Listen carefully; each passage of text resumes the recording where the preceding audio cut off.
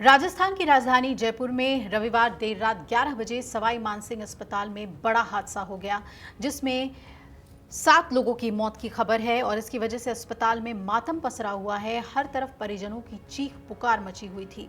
खबर मिलते ही सीएम भजनलाल शर्मा हरकत में आ गए। मुख्यमंत्री भजनलाल शर्मा तुरंत अस्पताल पहुंचे और स्थिति का उन्होंने जायजा लिया।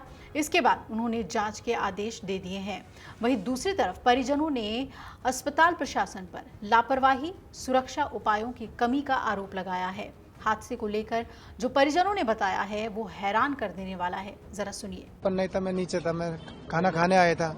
वो तो कोई किसी ने नहीं बताया। वो सर वो आईसीयू में आग लगा था। इसमें कोई बुझाने वाली कोई मशीन नहीं थी, कोई पानी भी नेक भी नहीं, इसमें कोई सुविधा नहीं सर। कोई नहीं होती तो लगा तो बुझे महंगे आदमी डॉक्टर कंपाउंडर भी तो हो सकते हैं। एक सिलेंडर तो रखते पानी बुझाने को ऐसी हो जाते, कोई सुविधा नहीं मिली सर। इसमें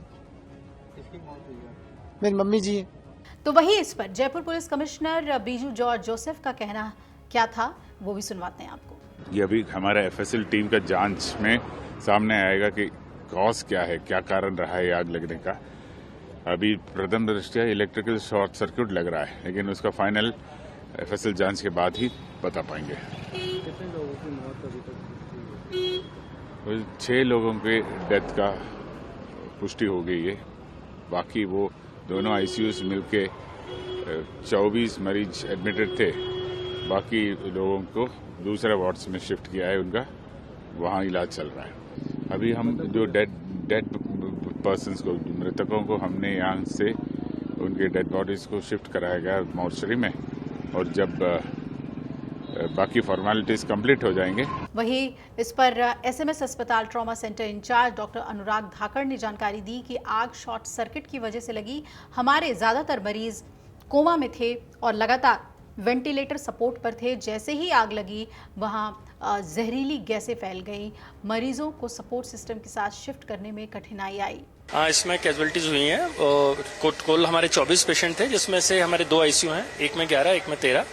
तो जो ट्रॉमा आईसीयू है, जहाँ मेन फोकस था इलेक्ट्रिसिटी बर्न का, जहाँ पर ये शॉर्ट सर्किट हुआ था, उस जगह पर जो हमारे पेशेंट्स अति गंभीर स्थिति में होते हैं, तो उनको हमने शिफ्ट किया 11 पेशेंट्स को। उसमें से जो 6 पेशेंट्स हैं हमारे, वो काफ़ी कोशिश हमने उनको बाहर लेकर करी सर्वाइवल के लिए। वो पहले ही क्रिटिकल होते हैं जो हमारे ट्रॉमा आईसीयू में होते हैं, कुछ कोमाटोज भी होते हैं, पर वो वी कुड नॉट सेव। हाँ, काफ़ी प्रयास के बाद। क्या कारण? एक्चुअली वो अति गंभीर मरीज हैं। फिर अगर मान लीजिए बर्न का कोई इंसिडेंस होता है तो वहाँ पर टॉक्सिक गैसेस भी होती हैं। ऑलरेडी जो हमारे जो सपोर्ट सिस्टम होते हैं, इलेक्ट्रिसिटी की वजह से उन सपोर्ट सिस्टम पर भी इफेक्ट आता है, तो जो उनको ऑक्सीजन मिलनी चाहिए उसकी कमी हो जाती है। हालांकि आपको बता दें कि आग इतनी भयानक लगी थी कि चारों तरफ सब कुछ जलकर राख हो गया है। सामने जो तस्वीरें आई हैं उसे देखकर आप चौंक जाएंगे। अस्पताल के आईसीयू से निकलता धुआं, बेड पर बिखरा हुआ मेडिकल उपकरण जले हुए और बाहर इंतजार करते परिजनों के आंसू। आग के बाद का मंजर बेहद विचलित करने वाला था। तस्वीरों को देख हम और आप सिर्फ इसका अंदाजा ही लगा सकते हैं कि आग के वक्त कैसी भगदड़ मची होगी। जानकारी ये भी सामने आ रही है कि रात 11:10 पर ट्रॉमा बिल्डिंग के 2nd फ्लोर पर न्यूरो वार्ड के स्टोर से धुआं निकलना शुरू हुआ। मरीजों ने अस्पताल स्टाफ को इसकी जानकारी दी, लेकिन तब तक धुआं तेजी से फैलने लगा। आईसीयू से कुछ ही देर बाद आग की लपटें भी दिखाई देने लगी।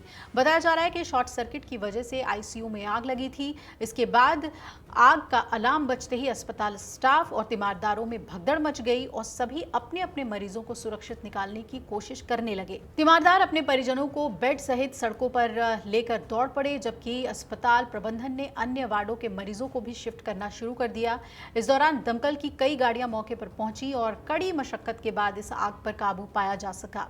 अस्पताल के सूत्र ये भी बता रहे हैं कि आग शॉर्ट सर्किट की वजह से लगी है और हो सकता है, लेकिन अभी इसकी आधिकारिक पुष्टि नहीं हुई है। आग लगने के बाद पूरे ट्रॉमा सेंटर को खाली कराया जा रहा है ताकि मरीजों और स्टाफ की जान को किसी तरह का खतरा ना हो। इस दौरान कुछ मरीजों को सांस लेने में तकलीफ और घबराहट की शिकायत भी हुई, जिन्हें तुरंत अन्य वार्डों और इमरजेंसी यूनिट में शिफ्ट किया गया। अगर आप ये वीडियो YouTube पर देख रहे हैं तो हमारे चैनल को सब्सक्राइब कर बेल आइकन दबाएं और Facebook पर देख रहे हैं तो हमारे पेज को लाइक करें।